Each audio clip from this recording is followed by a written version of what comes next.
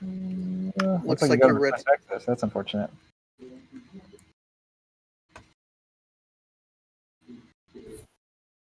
Oh, oopsies. Should be fixed now. Thank you, tree.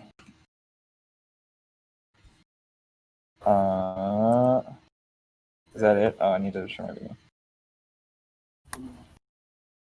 Hello. Man's over here looking like he's going to do some stand-up. Right. Did you already start? Okay. Unfortunate. All right, so we're going to tackle Wampa first because it has such a wacky, zany name. So this is a Crash Bandicoot-themed set of images, which is the most popular video game, I think, ever by the stats. Yeah.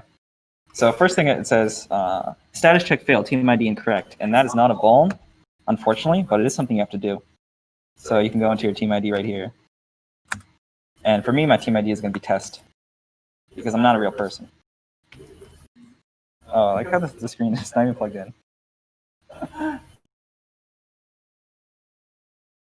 Functional. That's functional right there. So this text is really small, but it's 1080, right? So you guys can zoom. Yellow. 1080 check. That's one thumb up. So I'm not super confident, but I'll take it. So my ID is test, and it stopped complaining. So I'm gonna open my scoring report and my readme.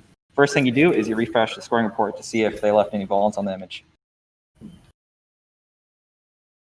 And then you wait 26 years for Firefox to launch. So you see these things on desktop. These are called forensic questions. Oh, hello. Oh, no. My internet busted? One moment. So if it says it can't access the internet, first thing you do is you check the internet. Unfortunate. So, side adventure. We are fixing the internet. So first thing you should notice when you launch this, that bash prompt is not normal. So that should make you sweat. And also that is not normal.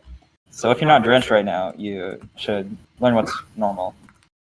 We're gonna restart Network Manager and pray that works. And then if it does, yep, the little thing will pop up there. So sometimes that works because I'm not gonna pretend like I know why. Sometimes it works. And then the internet works. And then you're like, yay. Okay, so if our team ID works for test, it should, okay, it says an okay. That's 2 thumbs up right there. So first thing we do is we read the README. I personally, I've never read this in my life, and I don't expect you to either. Competition scenario is also super boring. It says no hacking tools, no whatever, business, etc. Don't break the box. And then here's where the juice is. This says company policy 16.04, great. It's just normal juice, not nugget juice, unfortunately.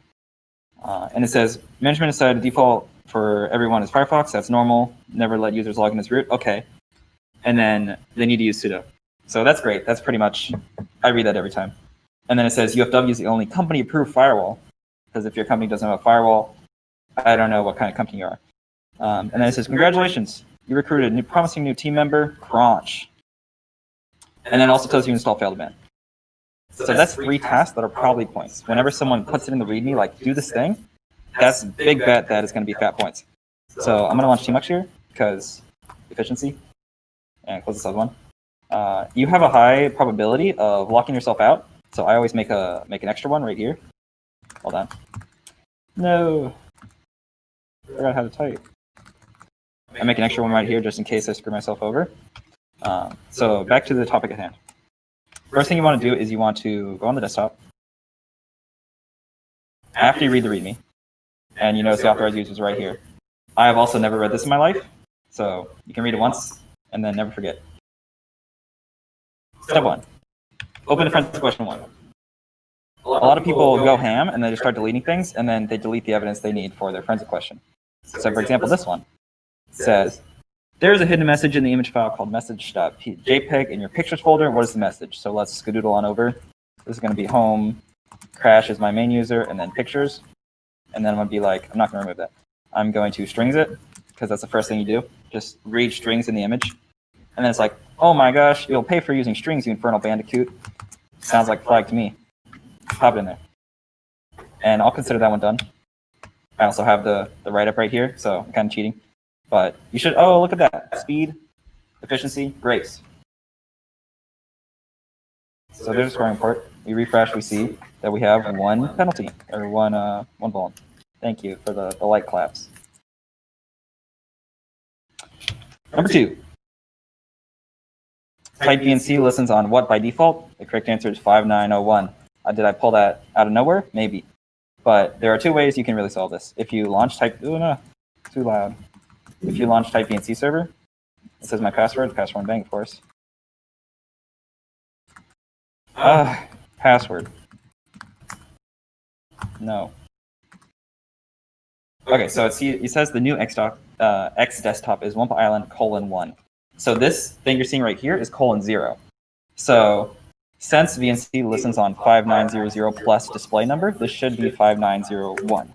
But you can also SS punt it, and you should see theoretically that type VNC is listening on what? 5901. There it is. X type VNC.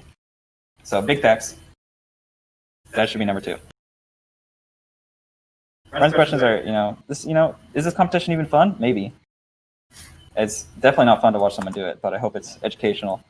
There's a shell very well hidden on the website. What's the path to the shell? So let's skedoodle on over to the shell, the web directory, which is var www.html, and then you see there are 3 files, so it's very difficult. Index says cool crash website, work in progress, fantastic. Info says php info. And then we see shell, which looks like a shell to me. I don't know about you. If we want, we can investigate this in our local homegrown browser. We'll give you localhost. So this is the web server we have up. Presumably PHP is installed. If it isn't, then it crashes worse than we thought. And we can go shell.php, and we see it is, in fact, a shell. We type ls, we get ls output. Who am I? Of course, you're www data. So that's what?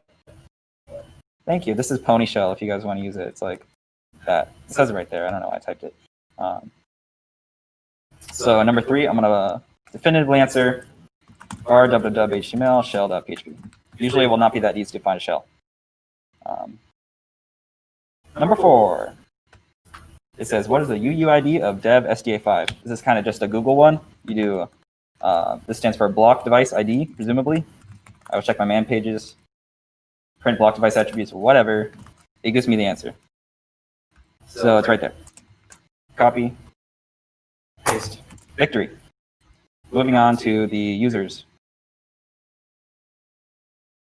So as we know, the README said add crunch, so I'm going to be like user add m, and then I want it to be actually functional in case crunch appears on my VM.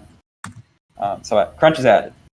And now what you can do is you can check out the README, because the README has what users are valid, right? I'm going to close my extra thing. Hey, I got points. They roasted. I can also check the public scoreboard right here. Oh yeah, that's functional. And you can see test is coming up from behind. Now, I don't know, this guy might get full points. So we check out the README, which is very important, and we see the authorized user are Crash, Tana, Coco, Yaya Panda, etc., and then also Crunch, because they asked us to add it. So now what we do is we see who's actually on the system. So my favorite way of editing users is because I'm a crackhead. You just edit the file manually. So I see here engine, not valid. Embryo, not a thing. Normally you'd be looking back and forth, but there are a small amount of users. And I made the box, so haha. Crash, Tana, Coco, and then a bunch of long names. Great. Looks good to me. Nice try, and Cortex. So I'm actually not going to remove them. That's because I screwed something up later. We'll talk about it. But otherwise, looks good to me. MySQL, not actually a real user. You can tell because the user ID is less than 1,000. So that's supposed to be a system user.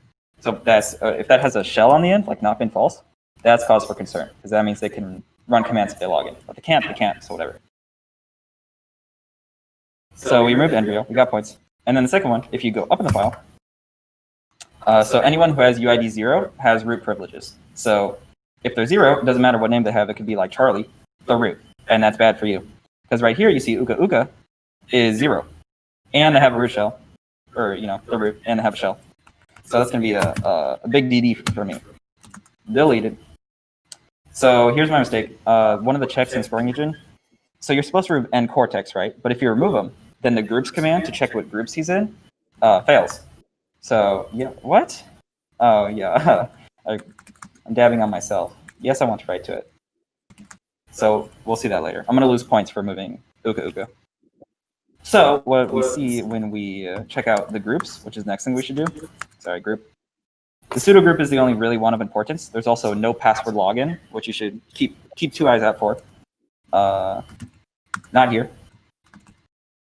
We can see that. Oh no, Vim. We can see that sudo has Crash, nCortex, Tana, and Coco. So obviously nCortex is not one of the administrators. It's Crash, Tana, Coco.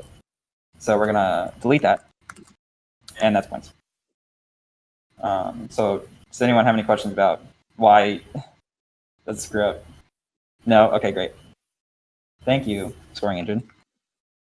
The next step is we want to check out Etsy sudoers. So normally, you don't have the write-up, so I'm kind of just like cheating for speed. Normally you'd have a checklist that would hit these points. So you're going to be doing the same things, just without a guarantee that it's points.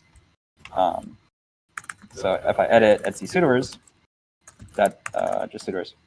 And we can see right here at the bottom, it says all, no password, all, which sounds like that's a lot of alls, but it means no one types a password. So I'm going to delete that and then quit. So if you notice when I booted in the machine, I typed sudo-i and it didn't actually ask me for a password. That's bad because you need a password to type root things. That was because of that rule in sudoers. Next up, we're going to prowl the PAM directory. So this is pluggable authentication modules. So the big two are a common password, which is this one. Basically, you're supposed to make it password requirements more stringent. And the second one is common auth, which you're supposed to change a few things in. Primarily, you want to change null OK right here. You either want to delete it or do null OK secure.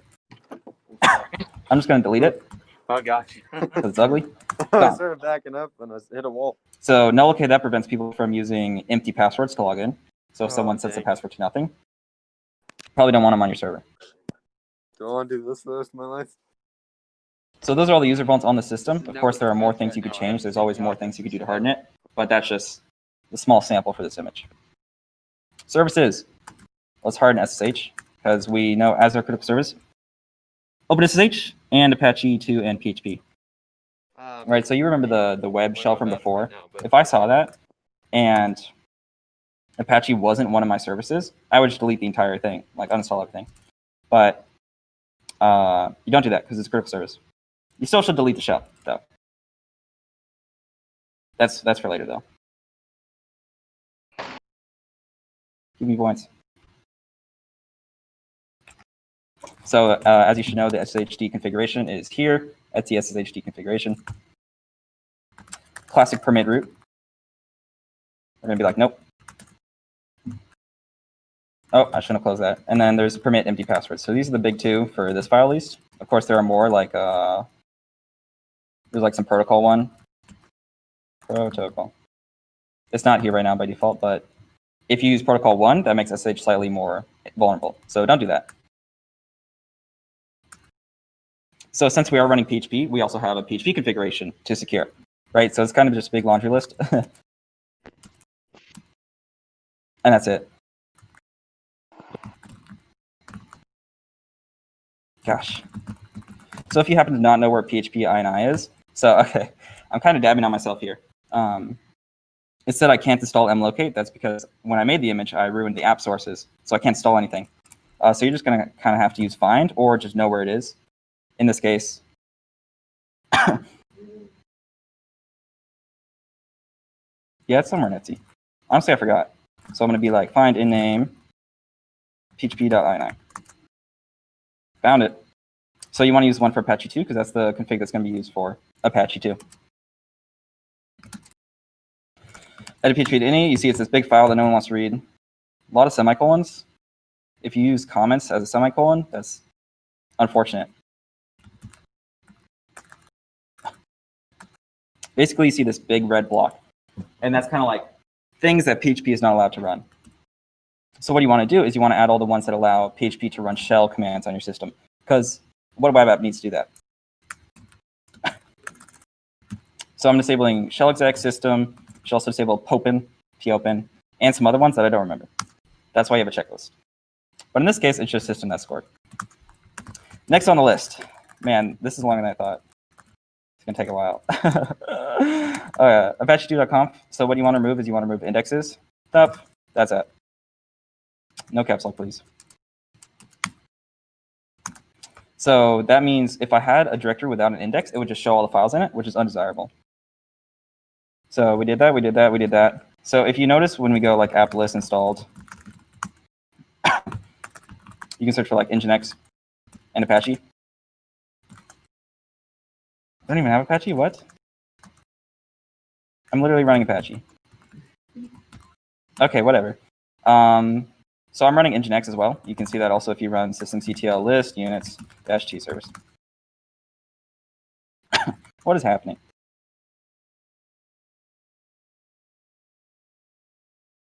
Sometimes it'd be like that, I guess.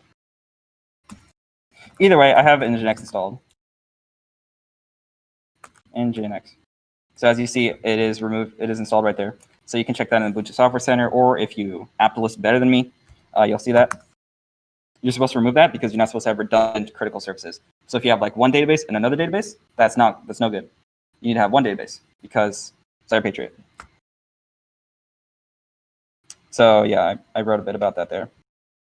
And then if we also check out the command like systemctl, and it's just a big list, and we're just gonna slowly enter through it because we're a computer monkey.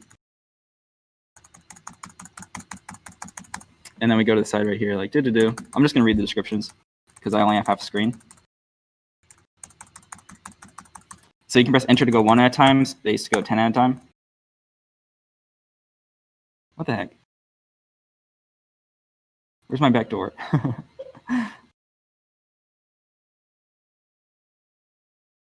Interesting.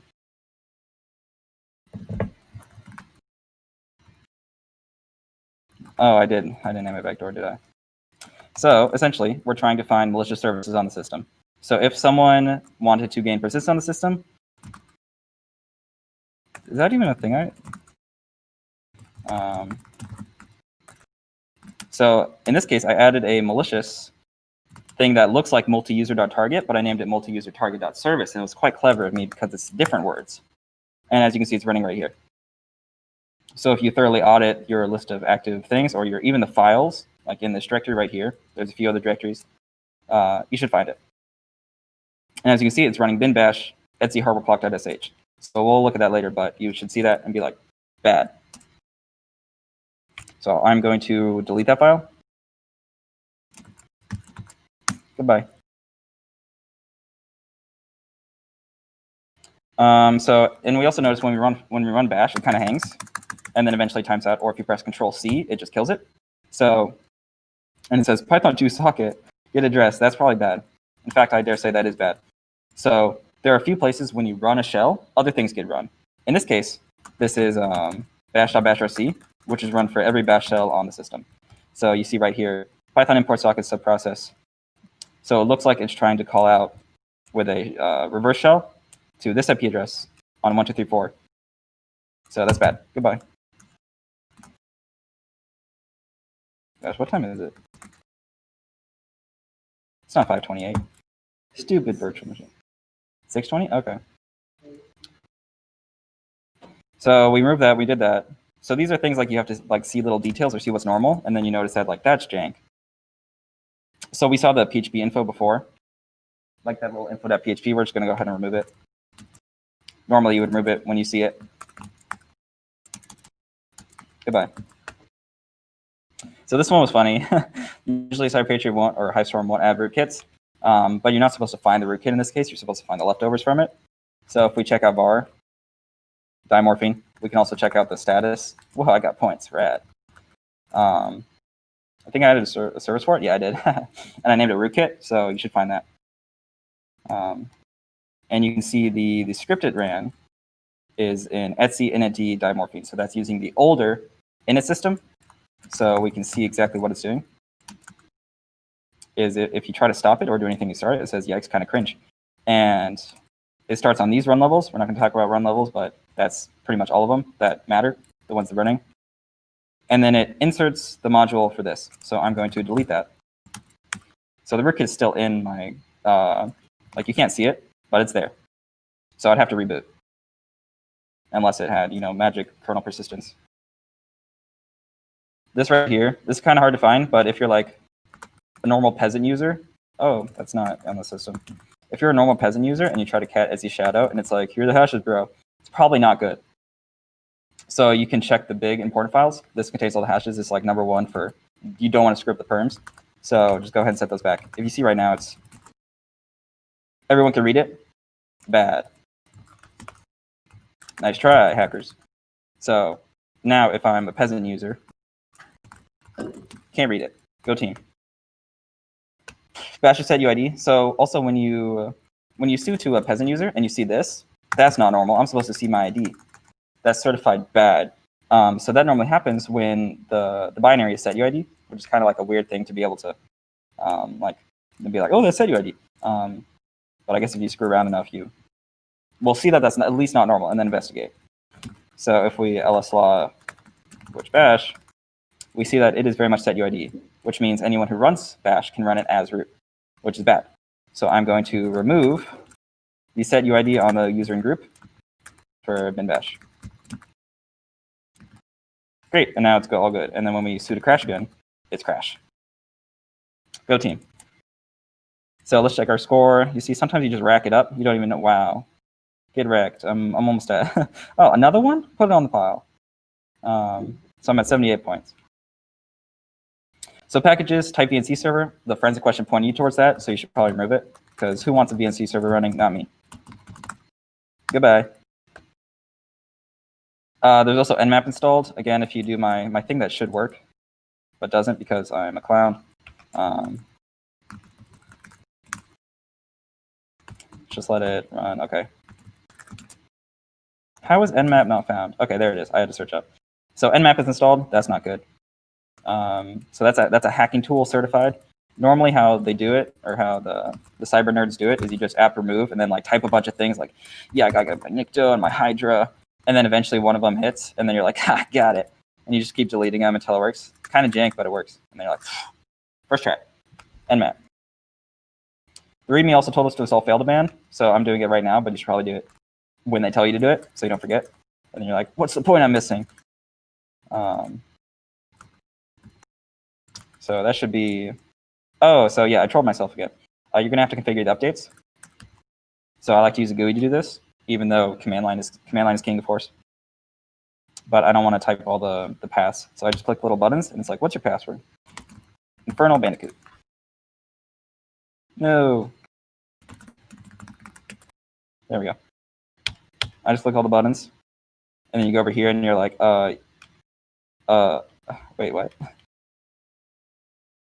All updates, please. Automatically, all the time. Close. And then it has to apt update in the background, like refreshing the package list. And then I'll be able to install fail2ban. Please. Give me the apt. Okay, well, we'll come back to that. We'll turn the firewall on, which if you notice, let's check out that malware that was kind of annoying before. So this says, IP tables, whatever. So this says the default policy for input is accept, output is accept, forward is accept. That means your firewall is downzo. And then it adds uka, makes a home directory and adds them with shell bash. And then it changes the uka password to password bang, initial password. And then it echoes LOL. Just insult to injury. So we're gonna remove that. And we're also gonna kill any instances of it in memory. That should work, theoretically. So just to make sure, I'm going to psxf and then I'm less and be like hardware clock. Didn't find it. So now I'm going to remove, because I saw it added uka back. Which is kind of annoying, even though he's not UID 0 anymore. Oh, what? He's dead? We killed him? Hey, we killed him. Huh? Yeah. You can't deal with my Vi power. So we're going back on the fail2ban train. Finally, it works as it should. First try, by the way. Great. So we move the malicious script, go team. And now we get into the jank cyber wizardry part, which is the sysctl options. Essentially, these are a bunch of random files all over your system. Well, essentially, they're in the proc file system, or in this one configuration file, which is etsy sysctl.conf. This is not systemd, easy to confuse. But you just set a bunch of things, and then it gives you points. Like they're just handing them out. So right here, I'm going to do it via the configuration file because I don't like this jankitude, but either works. So yeah, nice try ending. I'm gonna edit sysctl.conf, and at the bottom, well, first I'm gonna find. Oh, you already left this for me. I'm gonna change randomized VA space to 2, which is ASLR. So I won't get into that, but it makes some types of binary exploitation just a little bit harder. I go up and it's like sync cookies 0, forwarding 1. So I'm gonna be like, yes, I want sync cookies. No, I don't want to forward things. Sync cookies is math magic. I tried to look it up, still don't understand it. Essentially, it makes it harder for people to spoof IPs. And you do the thing. So we did those two, and now we're gonna add the most elite RFC of all time, net IPv4 TCP RFC 1337. That's a real thing. It's time weight assassination, which I read the RFC on that one too. It's really confusing. Essentially, if you don't do the time weight correctly, it can erroneously close a connection or accept old data with like an old sequence. So you don't want to do that. No assassination, please. And then this last one, ptrace is administrative disabled. So we don't want people being able to ptrace whatever they want. Ptracing is you can do things. If you own the process, then you can basically just milk it for data. And I don't want my processes to be milked. So I'm going to turn off milking. So kernel, it's like it gets more specific over time, right? Start with the kernel, then you go Yammer, which I think is a Linux security module. And it doesn't matter if you have spaces here or not. And then I'm going to load it into memory with sysctl-p, and it'll print the things that I changed. So I should get points for that. I already enabled automatic updates. And then the last MISC thing is they don't like media files because they hate their employees having fun. And you basically got to remove them. So foolproof way, you just find home. Okay, that's too much. But if I scroll up. Oh, okay, right there. I see rickroll.mp3. I can also find in home if I want to search for MP3s, but sometimes they're not MP3s. And don't let that trip you up. Sometimes they're like MP4s. And then, yeah, Panda, nice try. Get eliminated. Goodbye. And that should be every volume. Give me points. 31. Now I have to read through the list. I'm going to assume it's firewall disabled. Got him. There we go. That's all the volumes. Any concerns or questions? Yes, Lucas. If I echo like with the stuff that's like echo 1, 2, or 3, yeah. Does that also create an entry? No, it does not. So if you echo to this proc file system, it should persist over reboots, but it will not make the pretty config. Okay. So there's like 2 configurations. Yeah. I think the proc file system takes precedence because when you do it in the config, the sysctl pipes it to the proc file system. So that's like the original source of data, and then sysctl is an interface to it. But I'd recommend using the config because it's more portable. So like,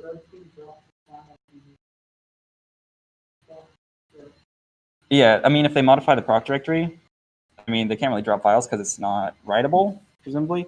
But that would screw you up, yeah. That'd be bad. so a home config list where there's a bad setting. Yeah, exactly. That's facts. Big yikes indeed. So that's 100%. Any questions from the online people?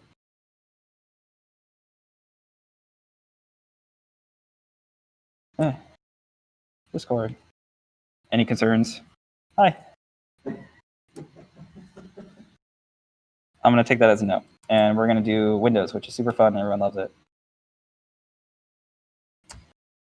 All right, so I'm going to put that image on my collection of 100%ed images, population 1. And I'm going to start the other one.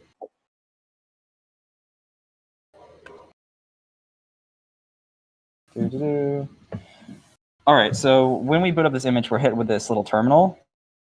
And that's just focus.exe, so that's part of the scoring engine. I don't know why it boots up, don't ask me. And then we see this called malware.lnk. So when something has malware in the name, that's probably bad. So you don't like that.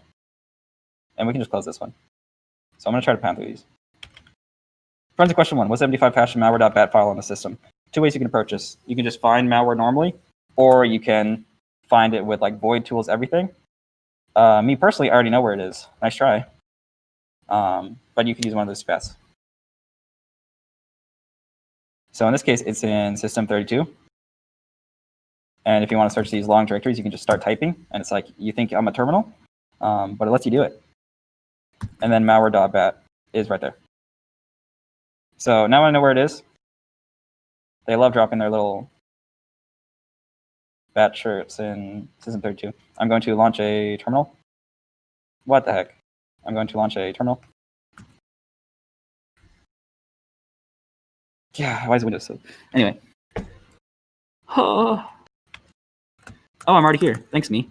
And then I'm going to run PowerShell. I realized I could have just ran PowerShell from the get-go. Please don't at me. And then take 6 years to boot. And then we be like get file hash, algorithm, MD5, malware. Ugh.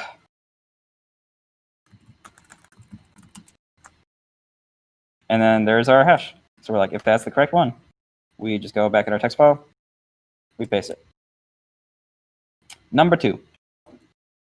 When was Uka Uka created? So any question like that, we're going to check the event log, event viewer, whatever, Windows. And then it's probably in security, right? Because security login makes sense to me.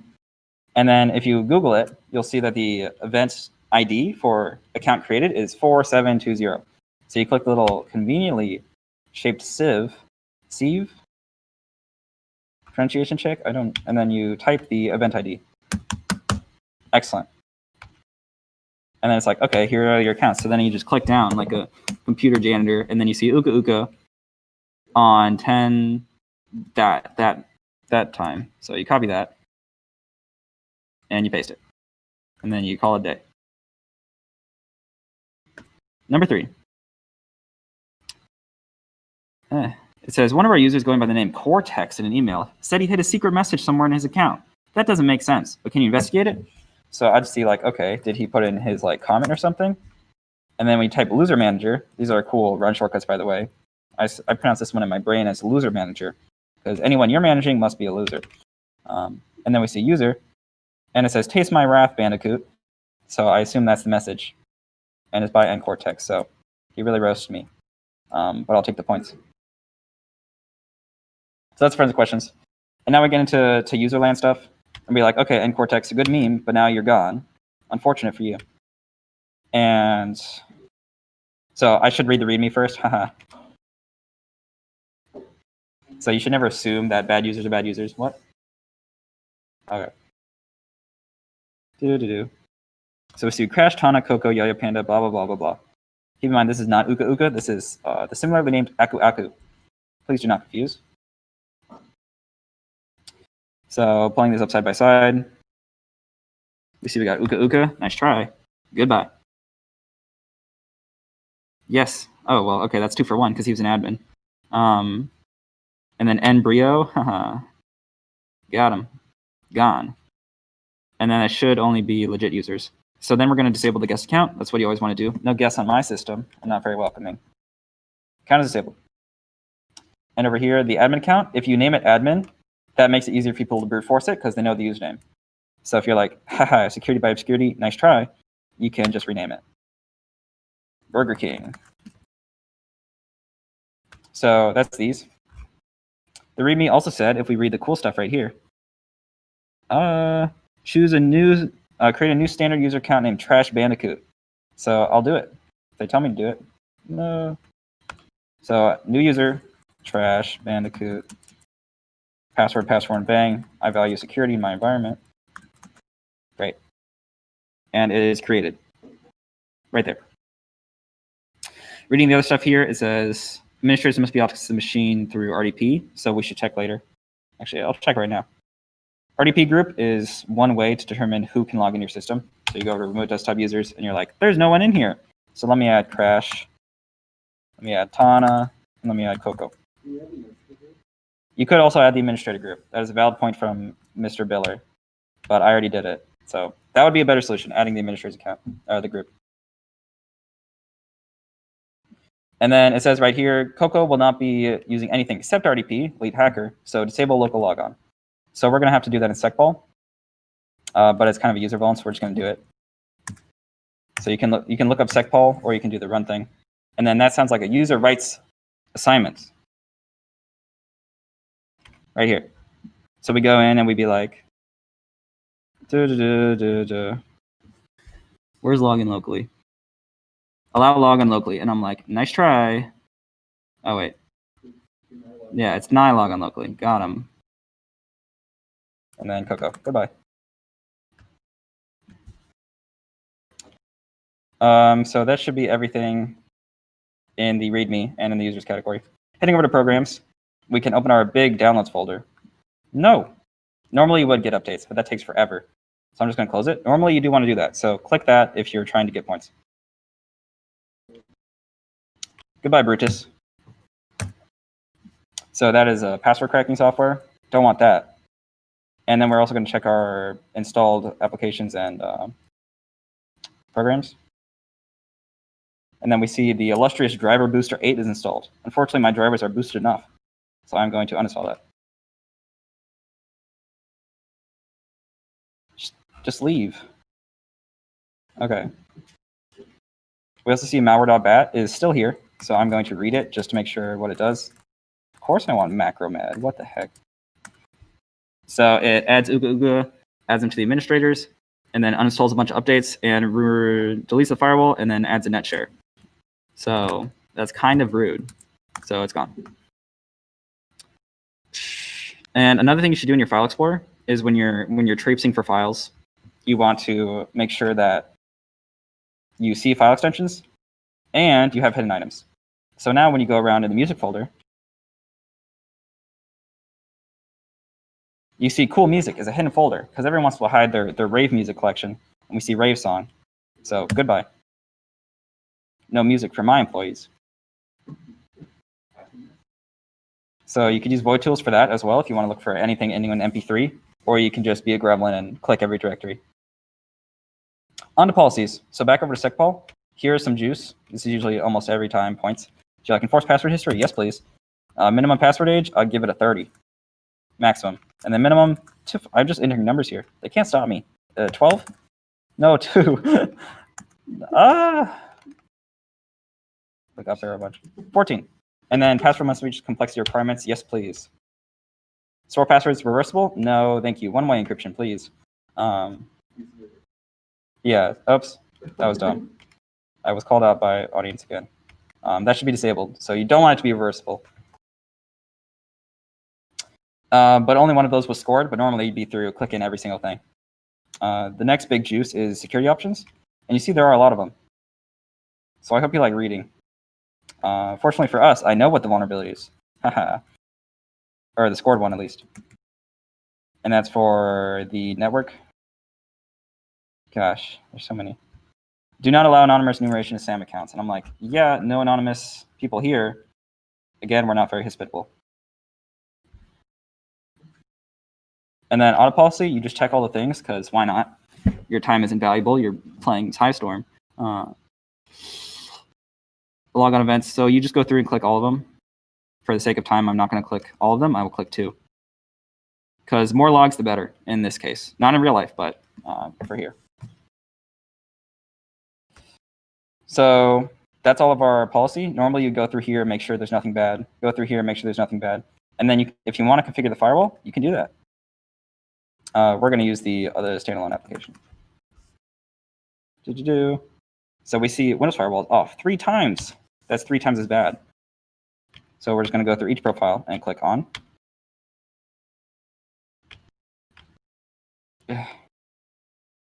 If you're sysadmining Windows, make sure to invest in a good mouse.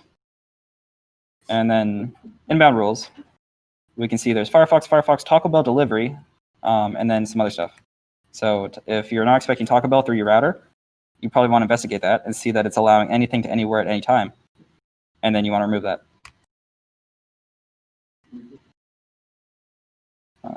Otherwise, you can prune this firewall and like decimate it all you want. Usually that's not points, but it's worth doing if you've ran out of things to do. So in terms of network things, we also want to check out our file share, fsmgmt.msc. Sorry, let me type that again. file system management.msc, and then you get this little tiny menu, and you can see all the shares from your system. So in this case, we have anything ending in $sign is probably fine, as long as it's these three. And then we have end Cortex files, which, as we know, Cortex is the bad one. So we don't want to share that, especially because it's sharing the entire C drive. That's a quick delete for me. And if we read the README, trying to find more points, our critical services are SMB, which we just saw, and RDP. Goodbye. So we're going to go into our services and make sure that RDP is running. So I type remote, and then I'm like, remote desktop services is disabled. That's unacceptable. So I do automatic, and then I click apply, and then I click start, and then I wait for the little green bar, and then I hit OK. So that's that. And another thing you should check, you can run auto runs from sysinternals, but if you don't want to do that, you can just run the schedule task thing and click through all of them. Task scheduler. Low task. Why does everything take so? Oh, it did open. Okay, so we see here that the image creator was very nice, and they put malware task. Normally, it's not going to be that obvious, but since they're giving it, I'll take it. They also wrote LOL. Again, very rude. So it runs the malware.bat. That's another way you could have seen it. Goodbye. And that should theoretically be all the points on the system. There are a lot of other avenues and a lot of obscure points, so you should read things on the internet and compile your checklist, reference our checklist. So yeah, let's go to our desktop and actually open the scoring report and see if I haven't been doing nothing this entire time. Ha! It's because I forgot to change my team ID. Okay, let's actually change my team ID. So here you would be putting, first of all, look at this, pretty cyber. It's not up yet, but it will be.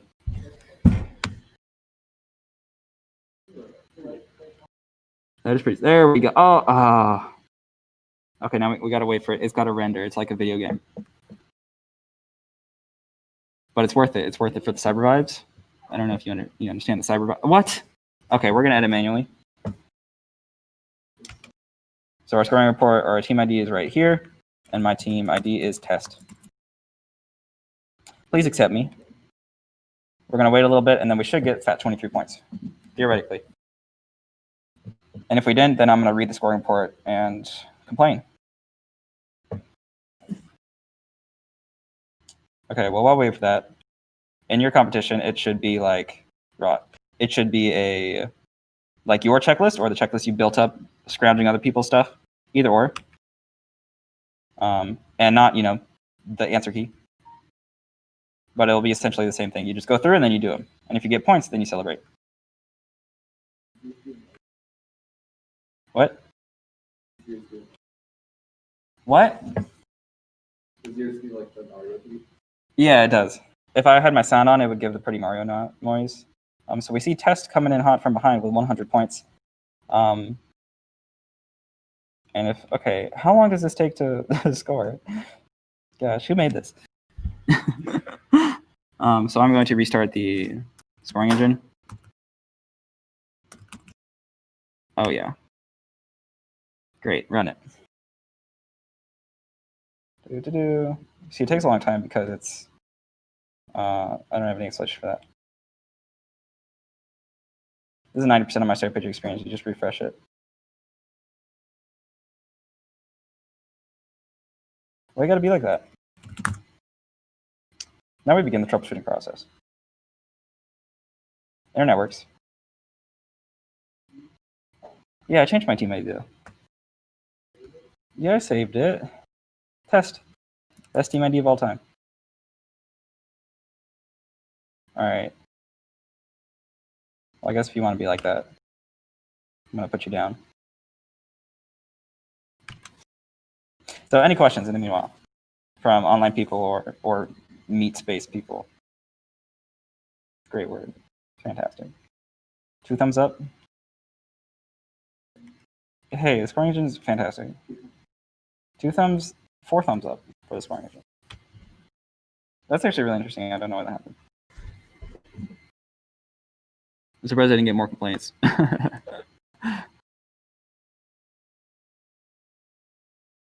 Oh, maybe it's like. Okay, well, that's pretty much the end of it. Just assume that that's full points, and then you can do it on your own. I'll get it working afterwards so I can dome you guys on the scoreboard. That's pretty much it. If there's no questions, thank you for cybering with us today.